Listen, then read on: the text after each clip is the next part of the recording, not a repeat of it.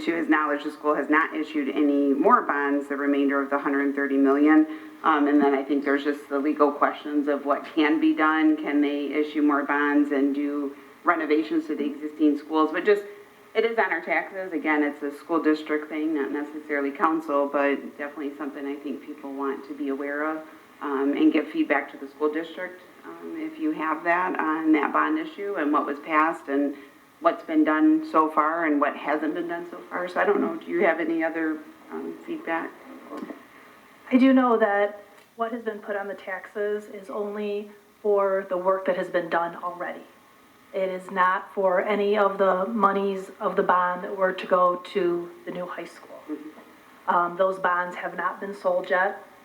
Just reading over the documentation that came from the superintendent, and no one has been assessed anything on their taxes for the new high school. There have been substantial changes to, I believe, 3 elementary schools, new structures, completely gutting them out. Playground equipment was purchased for the elementary schools, and I believe furniture and other concrete items, so to say. So none of the monies that have been levied to your taxes are for the new high school.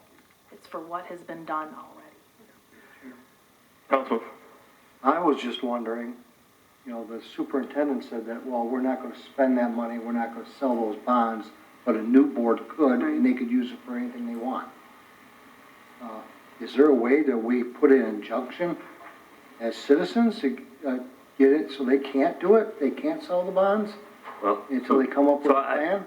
I went to the Taylor High School open house last week, spoke to some board members as well as the superintendent, and, you know, reiterated my position as a citizen that any further bond issuance should be presented to the public in a public hearing, much like those that we have here, and that it be a community driven discussion on what happens next if something does occur.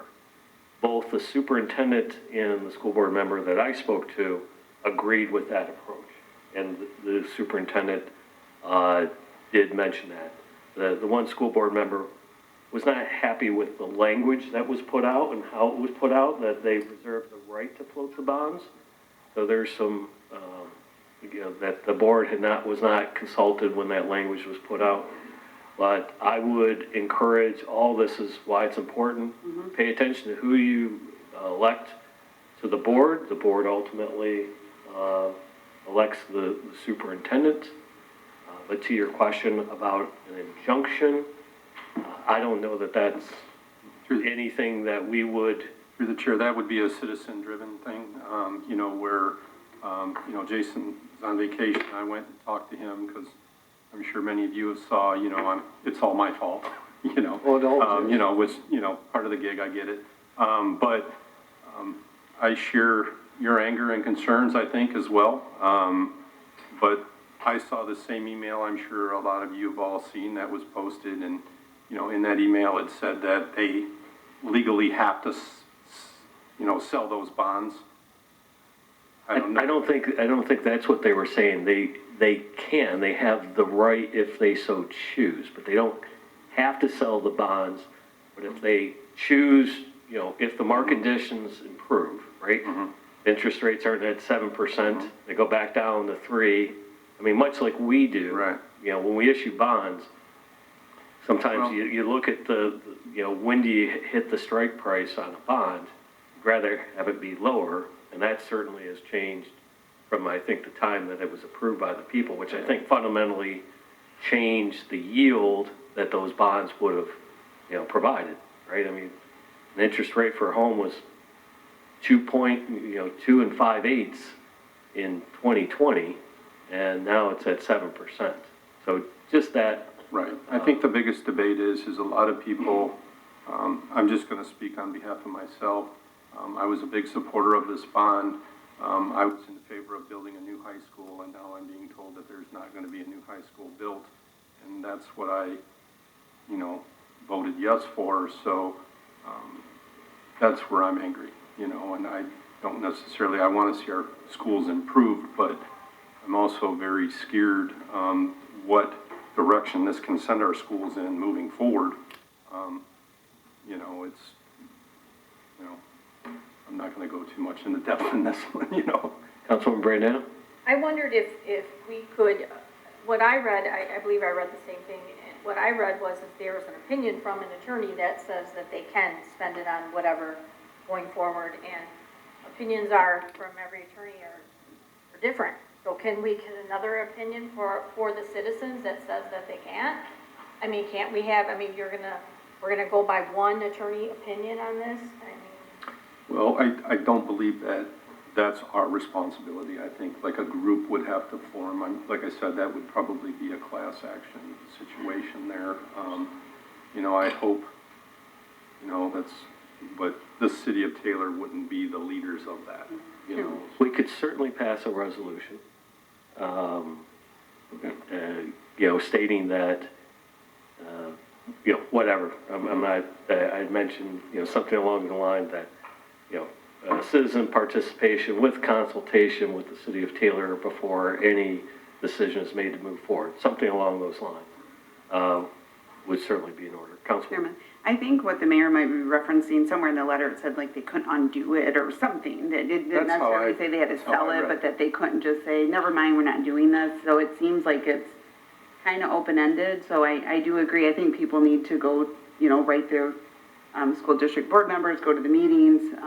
I'm frustrated as well because I was a supporter of it as well, thinking, you know, property tax values. And I know I got the survey. I don't know if others up here got the survey when they said, well, would you rather have this or this or this? And I said, well, can you return, you know, can you not, if there's a choice between updating a high school, the existing one, or doing nothing, you know, that's something I think that people who voted for a new high school need to be included, as you said, in that decision, not just somebody making that, if they're even able to. And I don't think that that's legally sorted out. My opinion, from the get-go, and I shared it with, there's been a revolving, you know, number of different board members. But my opinion, this is where the charter schools kick the traditional public schools' tail.